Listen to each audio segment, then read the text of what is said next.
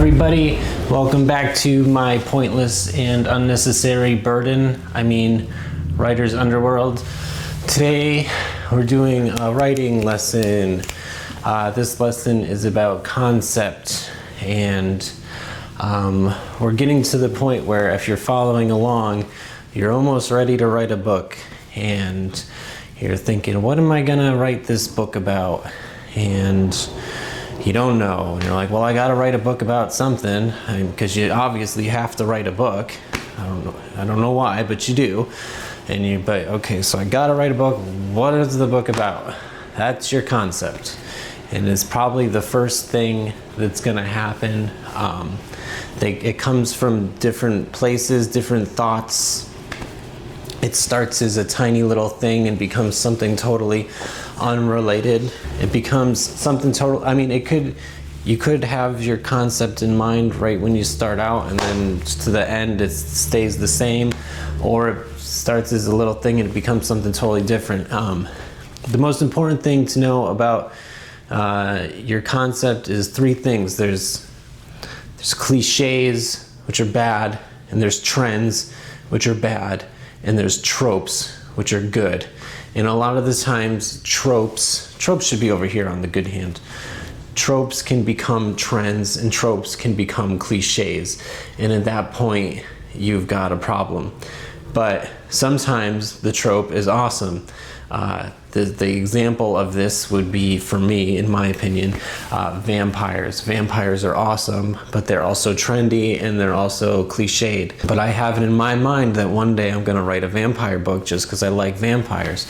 And but as long as you do it in your own way and you do it with integrity, because people who write cliches and people who write trends by nature have a deficiency of integrity. So if you know that you're walking into an area where there's cliches and trends, if you just hold tight to your integrity, you can do it. I don't think I've ever written anything that was trendy or cliched,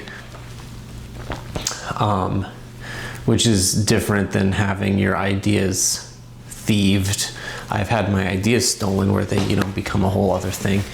But even that, trends and cliches are pretty obvious. I'm not going to go over them because we should all know what they are. Your concept is the most important thing. Didn't they used to have a term like high concept? It's a high concept novel.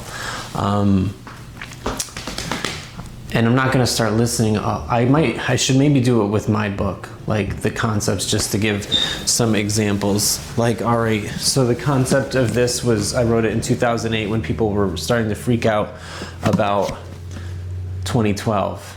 And I was like, 2012 would be a good idea for a story because it's supposed to be the whole world ending. So there's your concept. The concept was it's 2012 and the world is ending, and it became this whole thing because it went off in a totally different direction. But that's one concept. Over here, Tie Dice. The concept for this book was a totally evil guy who is doing evil in a world where everything is evil anyways, because the Chinese have taken over the United States, and everyone in the United States is kind of like prisoners. It's just the whole country is a big prison camp, but there's an evil guy inside of this evil place doing evil things. And so, that's kind of the concept is, I just wanted to write about a really terrible person, but also, it became like a martial arts story. That was part of the concept also, is that there's there's some good people in it and they do martial arts. All these things tie into the concept of the story. The concept of this story was I heard about an outbreak of ergotism that happened in our town one time, and I was like, well, I want to write a story about ergotism. And then because of things that had happened in my life, I kind of had the idea of, I kind of want to do like a Lady and the Tramp story where there's a bad boy and a good girl and they fall in love. And so there was two concepts here that kind of got melded into something, and then I built the little world around it where, you know, they're in the future, and I'm not going to tell you the whole story. But anyways, just we're trying to get some concept of concepts. Tribal Vengeance, I wanted to write a story about, well, this one's kind of personal, so I don't really want to talk about it, but it's a Wendigo story. But my Wendigo is not, you know, a deer monster guy running around in the forest, you know, eating people. My Wendigo is very strange, and if I didn't tell you it's a Wendigo, you might not even register it as one, but it is tied in with the mythology of deer and Native Americans and evil, whatever, you know, but it is a Wendigo story. But I took it in such a different direction, which is, you know, that's what you should be doing with your concepts. If you're just going to do, if you have a good trope and you do the cliche of the trope, that's just doing a cliche. You got to do your concept in your own way, such as that nobody else is going to be even touching it because it's so unique to you. That goes back to, you know, writing is your fingerprint. Everything, every little word and every little detail, your whole, you know, your entire, all of your book has your fingerprints all over it, and your concept is no exception. So yeah, the trope is a Wendigo, but it's not cliche. And if it became trendy, it had nothing to do with the trend of Wendigos. The pot leaf. This one, the concept was aliens. I want to do an alien book, and it's pretty straightforward. It's just, you know, this was my alien book. It's different. It ties into that Wendigo story. The Wendigo story eventually, you know, a generation later became an alien story because, you know, why not? But simple concept, alien story. Not too complicated. So you see, it doesn't need to be complicated. Rose City Catastrophe. My concept for this book was that I always noticed I lived in Portland, Oregon, and there was a lot of bad things happening. I always heard like stories even before getting there about bad things happening, like, you know, disasters and tragedies and things. I was like, why is it like that? And then I kind of had this idea of writing a whole book about disasters and tragedies in Portland, Oregon. And I had met a guy in a bus station in Cleveland one time, and he told me, I don't know if he was insane or if this was true, but he told me he was doing black ops in Iran. He called it Persia. He was doing black ops, and he said, you know, a lot of the soldiers he was there with, they all died, and they got scalped for some reason. They were scalping people in Iran.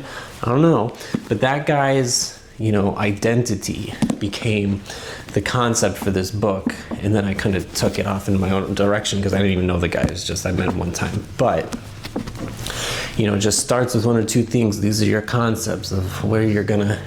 It's like a seed, you know. The seed grows into a whole big, you know, plant, but it begins as just a seed. Your concept is your seed that you're growing your story out of. This was Rose City Revisited, same as the last one. This is my collection of short stories, which is just a collection of concepts. When I wanted to write a short story, I would sit down and say, what am I doing today?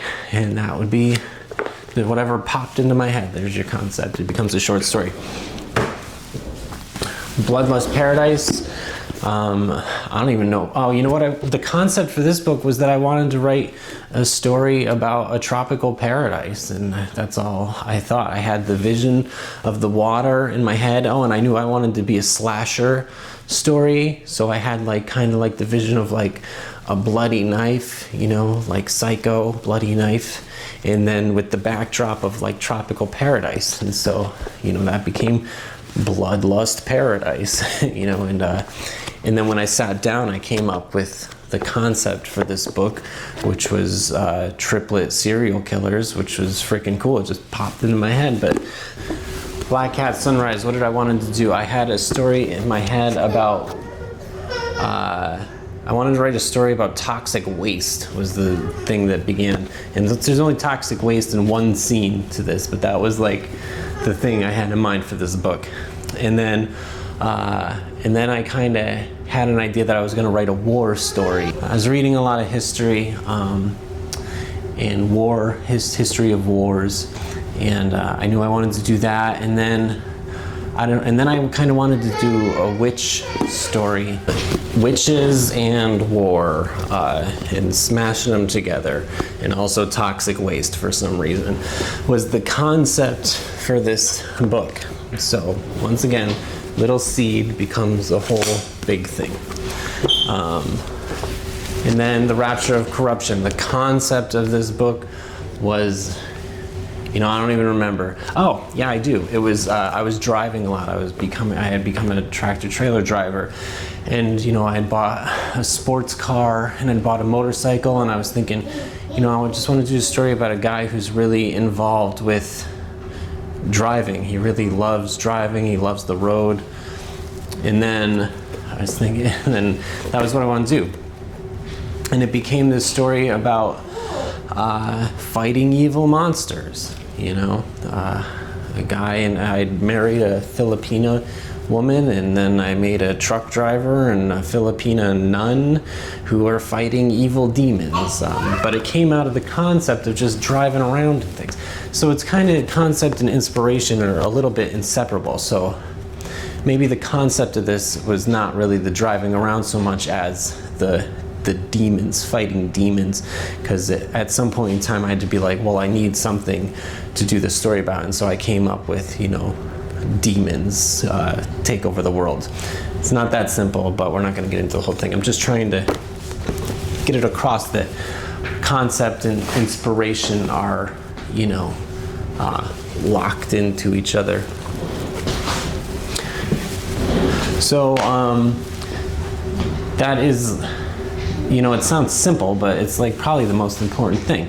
But I'm not telling you anything you don't know. What I'm trying to do is to warn you. The whole point of this lesson is a warning against cliches and trends, and also an advocating for tropes, because tropes, you'll say it 100 times or 1,000 times. There's an infinite quantity of tropes. Anything can be a trope. Half of these concepts I went over, these were tropes. And then the other half that were not tropes became a trope at a certain point in time. So you really can't do anything without tropes, but the purpose of tropes is to make sure you pick a good trope, and then something, because it's your fingerprint, it's part of what you're doing there.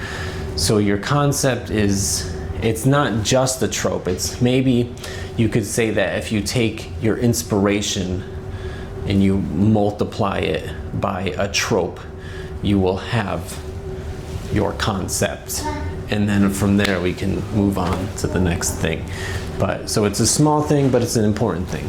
So that's lesson number whatever, concept. Please like, comment, subscribe, share. I know you won't, but you should, or don't. Who cares? Deuces.